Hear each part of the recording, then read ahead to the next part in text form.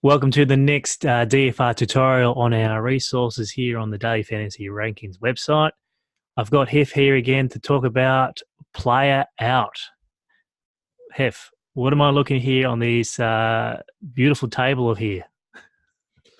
Yeah, so this is a really popular table in our NBA resources, where obviously a player missing a game has a massive impact on the fantasy fortunes of the rest of their team.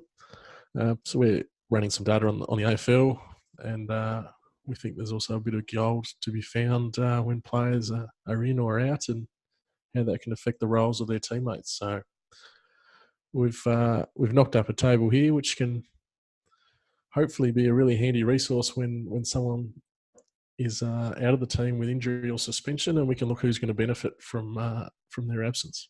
All right, so how does this table work? Obviously, you got your player out here with the particular numbers and initials. So let's talk about the Giants. Also, we've got the Giants here, and a particular player that comes to mind who was out last year was Josh Kelly. Talk us through what happened when Josh Kelly was out last year.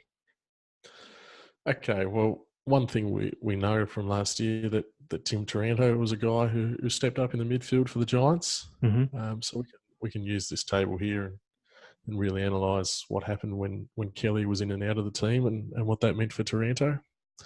So if you go down to the intersection between the two in the table there, we've got a number of 13 for Tim Taranto, and that's the difference between his average without Josh Kelly and his average when Josh Kelly was playing. So obviously a positive number means that Taranto averaged 13 points a game more when Josh Kelly was out of the side than when he was in the side. So obviously that implies he was getting more midfield time with Kelly not there. And if Kelly was to miss again this year, he'd be a guy on our radar that is possibly going to benefit from that happening. So we've got numbers below that 13 as well in grey. So the first number 8, that is the number of games that Josh Kelly has missed in this sample. So Taranto played 8 games without Josh Kelly in the lineup. And then the 13 is the number of games that Kelly did play. So they can give you an idea of how often Kelly has been missing, and you can make your mind up on how significant that number is. Excellent. What do the red numbers mean for Josh Kelly itself? Does that mean a lack of performance without him actually in the side itself? Yeah, so that means that the average is obviously lower than when Kelly was in the team.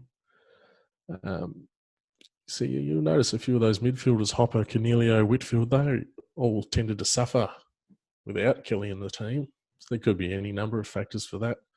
Maybe they got a bit more attention from the opposition without Kelly there to take the tagger away. But like all our resources, they're all pieces of the puzzle. We're presenting the data, and it's up to you to work out what you think might be significant and what might not be. But yeah, it's a good starting point to flag something that you might not initially have thought, and can give you something to investigate further and maybe hopefully find an edge for your DFS lineups. So say come Thursday night when the teams have come out and a particular starter or gun is out for a particular side, would you be coming this particular resource to have a quick look? Definitely. I'll definitely be coming and have a look and seeing what the data says, and then work out where I want to be digging further and thinking it through. I'm not going to get married to these numbers by any stretch, but they can definitely identify things that might not be totally intuitive at first glance. Well, thanks, Hef. That's the player out tables on our Daily Fantasy Rankings website. Make sure you check them out. Thanks for that, Hef. Thank you. Cheers.